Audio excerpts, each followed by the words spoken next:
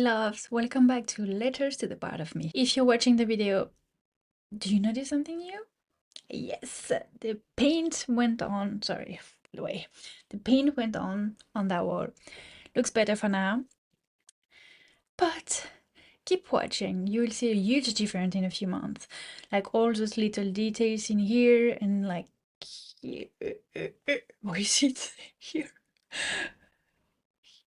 But that's not what I'm here to talk about. Today, I want to slow down and unpack something that I've noticed gets misunderstood a lot online, and that is nervous system regulation. So, you've probably seen it paired with things like ice bath, intense breath work, and mindfulness practices. And while all these practices can be a part of regulation indeed, they are really not the whole picture. And in fact, what I want to touch on today is that if your body is already in constant stress and kind of stuck in a survival state, some of these practices can actually make things worse. So today we are going to get practical, clear, and science-based. I will share what nervous system regulation really is, why it matters, and what you can do today that actually helps your body feel safe. And I just want to make a quick pause to say, if you're taking anything from these videos that I'm making, I would really appreciate if you could subscribe. That will give me a little boost to continue making them. And if you're listening to the podcast, I would really appreciate if you could leave a review or subscribe. That will really motivate me in continuing creating those episodes. So thank you. So if you've watched the last video about the 4 survival states that your nervous system can go into when stress hits, tell me if you've noticed, do you tend to push harder, to run away, to shut down, or to people please? Let me know if the little exercises that I've shared in the PDF in the last video was useful. So let's go back to the basics. What is the nervous system? It's your body's safety detector. It's always working 24/7 and it's always asking itself, am I safe? Is this situation safe? Can I trust that person in front of me? Is there any danger around with saying what I'm about to say, with doing what I'm about to say? Would any of this result in me feeling shame, in people making fun of me, in any physical threats? And if any of this question is answered by a yes, then your nervous system goes into one of those survival states that we've discussed in the last video. And to quickly just name them, the survival states that we discussed in the last video were the fight response, where you are ready to fight, so arguing or pushing your way through, controlling the situation. The flight response, where you just want to run away and escape. The freeze, where you just shut down. And the people-pleasing response. So all of those strategies are really useful when there is a real danger. Obviously, if there is a situation in front of you where there is a physical danger, running away will be a great strategy to adopt. But when the danger in front of you is not real, so I guess to give you a really concrete example that I'm sure everyone has experienced at some point in their life. Let's say you're out somewhere doing groceries and someone, for no reasons at all, someone is just rude to you. You might get into that fight state where you just reply with the same tone to that person. You might not say anything. Whatever strategy you use, you might stay in that stress cycle because there wasn't really a threat. That person was just rude to you, but nothing really happened after that. But your body is still in the stress response because there was no resolution to that encounter with that person. So you might be rehearsing in your head for hours and hours how you should have answered that person, what you should have said, what you shouldn't have said maybe, and you just like you keep thinking about it because your body is still living this stress situation. And when that happens, the stress cycle doesn't complete and your system gets kind of stuck into that stress response. So that can lead to what we call dysregulation, where your stress response is constantly activated even when there is not a real threat in front of you right at that moment. And the more stress situations you encounter going through your day, the more your system and your body takes on this load. And you could actually be with several stress responses who never completes at once.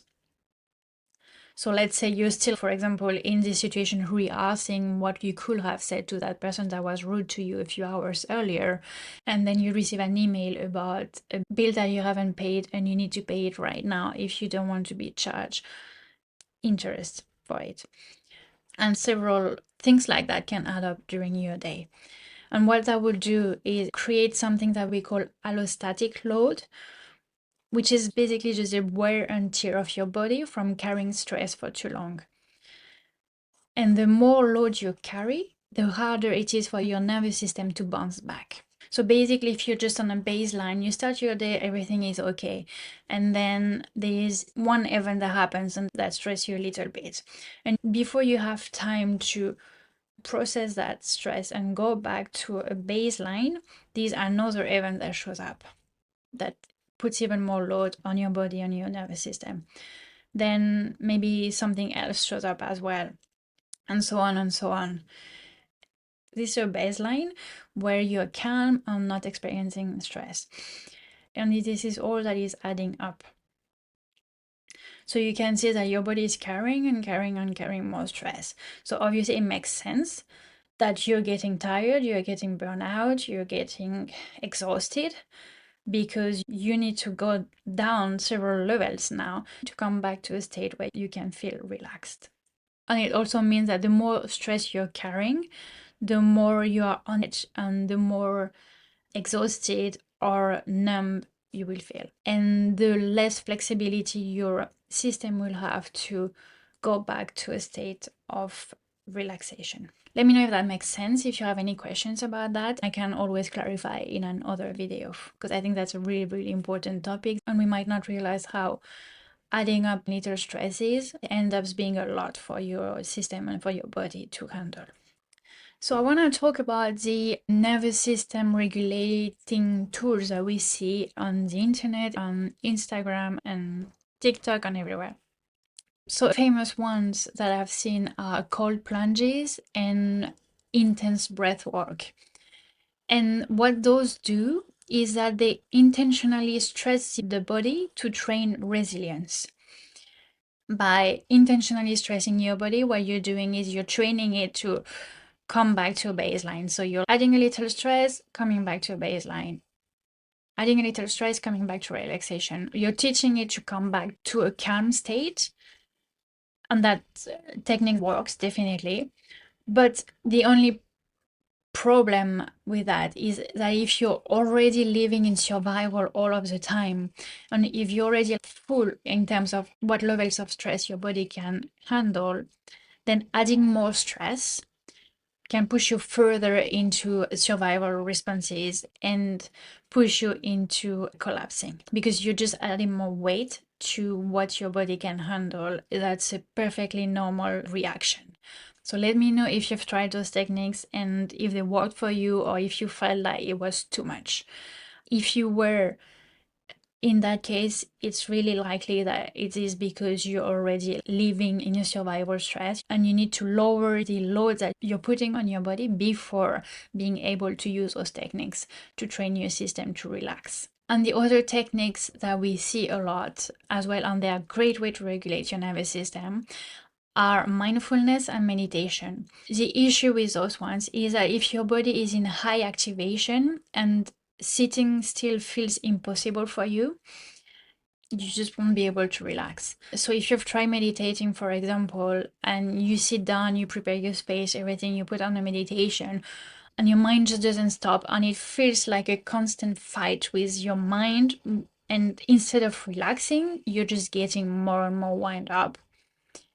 And you almost end up the meditation feeling more tense than when you started. So that's totally normal. That would be like asking someone to just calm down when they're upset. The only thing it does is just upset them even more. And what might also be happening here, if being in survival states has been your constant for too many years in your life, then your nervous system interprets stillness as unsafe, and it makes them even more stressed. We'll go back to that in a little bit, because I think that's really important to understand as well. But for now, if you've ever tried meditation and mindfulness when you're anxious and you thought, why can't I do this?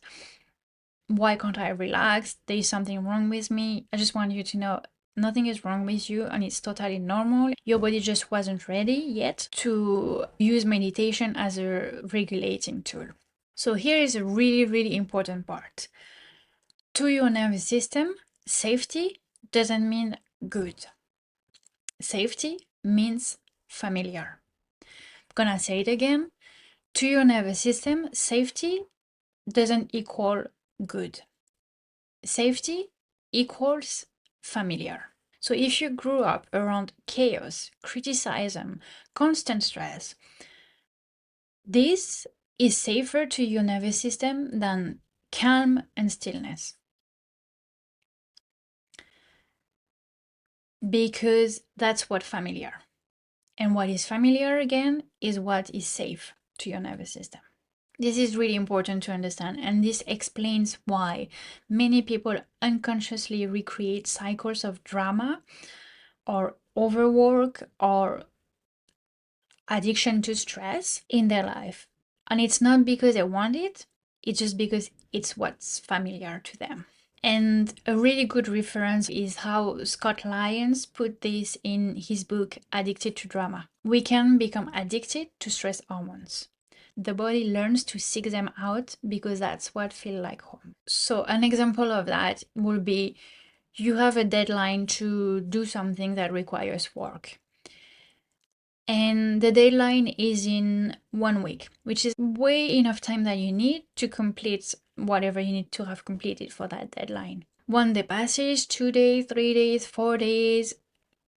You could start, but let's see, I still have time. You start working on the last day. You enter into that stress in your body, maybe judgment in your head as well. Why am I starting working on this last minute when I had all those days before where I didn't do it? Unconsciously, you will recreate those experiences because that's what feels safe to your body. So when you actually try to choose calm, to organize yourself so you can use that time that you have in front of you to meet that deadline with calm, you might notice that unconsciously you're running away. You put all those little obstacles and things in your way so you don't actually get to work on that deadline until the last day. And what happens on that last day is the stress hormone peaks in your body. You might not like this stress situation you are in, but unconsciously, that's what's familiar, that's what's safe. Your body knows that. It knows that stress. So that's why regulation is about building a new kind of familiarity. It's about teaching your body that can feel safe too. Let me know if you identify yourself with that addiction to stress, addiction to drama. It's really, really common. And the first step is recognizing that we are doing that. When we realize that we are doing it, in the moment that we are doing it, we can start regulating our nervous system. And it's with those little regulation moments that you're building a new habit. Therefore, you're teaching your nervous system little by little a new way. And you're teaching it that being calm, being regulated can be safe also. So I'm sure you have heard about Bruce Lipton, cellular biologist. He explained that 95% of our behavior is driven by subconscious beliefs. So when your nervous system is dysregulated, it keeps you in those survival loops that reinforce those beliefs. So the only way to access the 5% of our consciousness is to be present. And to be present, what we need is to be regulated. Because while we are dysregulated, our system is running into those survival loops. And it's not gonna try a new way of doing anything if it thinks that there is an immediate danger and it needs to protect you. It's just gonna go to previous responses that it has used before that were successful in helping you manage the situation, manage the stress. And why it knows that they were successful is because you're still here. So if you're still here, if you're still alive, that means whatever it has done in the past to help you manage the stress situation that you've encountered was successful. When you're facing a new stress, it's just going to reproduce one of those situations that it used before. It doesn't care if they were good or bad for your conscious mind or not. It just cares about the end result. So for example, if deep down you believe, I'm not capable, your nervous system might go into a freeze survival response every time you try something new. And it's not because you're lazy, it's not because you're broken, it's not because you can't do it, it's just because your body is protecting you from the danger of failure. And regulation of your nervous system gives you access to the subconscious. It helps create the baseline where change, rewiring, and new beliefs can actually stick. Okay, so going back to regulation techniques. As I mentioned before, what we want is to create new habits, new pathways. We want regulation to become familiar. And in order for them to become familiar, we have to repeat it over and over and over again. So it's not about doing one great regulation technique for an hour once a week. It's more about bringing regulation as often as possible throughout your days, even if it's just like 2-3 minutes every time. And what I will do is give little signals to your body throughout the day to tell it that it's safe and that it can bring down the survival response. So I just want to mention a few techniques that can support regulation. We have daily movement. Even just like walking or stretching are great ways to regulate your nervous system. Bedtime routine and good sleep. Stillness moments. So I'm not talking about forced meditation, but simply just pausing, taking a minute to come back to the present moment. Avoid eating late, alcohol and substances, and constant online stress. So by online stress, I mean any kind of content that you're looking on social medias, news, and also the series and movies that you're watching. Because your nervous system doesn't see the difference between what you're watching and what's actually happening in your life right now. So if you're constantly watching content with violence, you're actually taking that in and your body is using a stress response, whether you're realizing it or not. If you're constantly stressed during the day, if when you come back home at the end of a day of work, you turn on the TV to watch something that is negative and violent and is putting your system in another stress loop, your body is actually reacting in the same way as if what you're watching was actually happening in your living room. So that's another thing to be mindful of. And if you're watching TV to relax, then look at how it feels in your body. Is it really relaxing you or is it bringing more stress? Another way is also managing social fatigue. So watch how your body is responding when you're constantly around other people during the day. In what way is it affecting you? Is it something that is boosting you? Do you feel good after seeing your friends, your family, or is it actually bringing you down and do you need some alone time? So I'm gonna share the steps that I use when I notice myself going through dysregulation during the day. So the first thing I do is I stop whatever I'm doing. I notice my breath and I start doing longer exhale to bring my heartbeats down. Then I will try and move my body any way I can. So it can be just stretching quickly or maybe doing a bit of twist.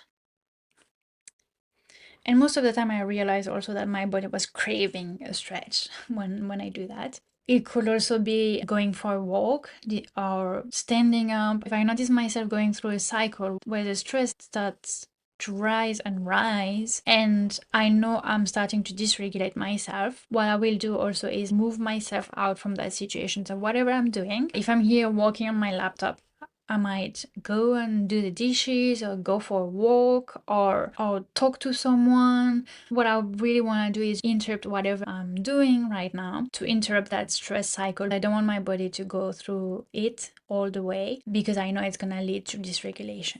And then I notice what's happening in my head, the judgments I'm making, what's happening in my body, how do I feel tension. And I just tell myself it's okay.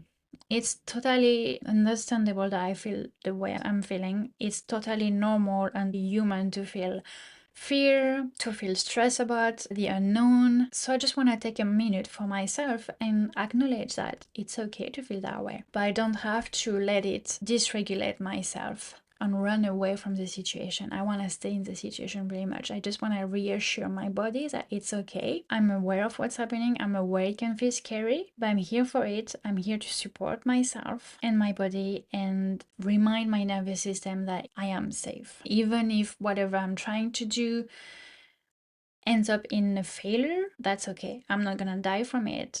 It's okay. Actually, it might be the most difficult part, but it's also the most healing part. So try it and let me know how it feels, what you've discovered for yourself. Many times we repeat to ourselves the same thoughts over and over again, and we don't even realize that we are doing it. So taking a time to just listen to it, acknowledge it, to see ourselves can be really healing, can be really powerful. And then the last step is to ground myself. So maybe just like holding myself. What I want is really to come back into my body, come back into the present moment, look around the room I am in and be like, okay, I'm here, I'm safe, and it's all okay. So those are little steps that you can use at any time when you notice yourself going into dysregulation, and they will help you come back to the present moment and teach your nervous system what safety is and that it's okay to be with the experiences and the feelings. And that's also a snippet of what we do in somatic coaching sessions. We dive much more into regulating properly, into recognizing the survival state that you use, into learning to regulate your body with tools that you can use every day, and to look at the stories that you're telling yourself, that the unconscious beliefs that you have, and how we can reprogram them to move forward and to go towards what you want to achieve in your life. So if you're interested in learning more about that and experiencing it in a session with me, check the links below and send me a message. And for all of you that love the science side, one of my favorite tools to use is an app called Neurofit. And what it does, it lets you measure your HRV, heart rate variability. And the HRV is a marker for the nervous system flexibility. The higher variability you have, the better your body adapts to stress. It's a really great tool to see the improvement daily, because you can measure it, and it might be a really good visual tool for you to see that you are improving day after day. And the app also suggests daily simple practices that you can do to support your nervous system depending on the survival state that you are in. So I will add a referral link below in the show notes if you want to try it. Alright, so when you hear nervous system regulation, I want you to think less about dramatic fixes and more about a relationship with your body. It's about building new familiarity. It's about teaching your body that calm, connection, self-love can feel safe. And from there, everything else, confidence, relationships, manifestation, starts to shift. That's why I really believe that nervous system health is the key to everything else in your life. If you would like to try it, I created a free somatic audio for the days you feel disconnected with your body. You will find the link in the show notes. And if you would like to go deeper, join the waitlist for my new community. We'll be practicing regulation together in weekly somatic recharge calls, and I would love to have you with us.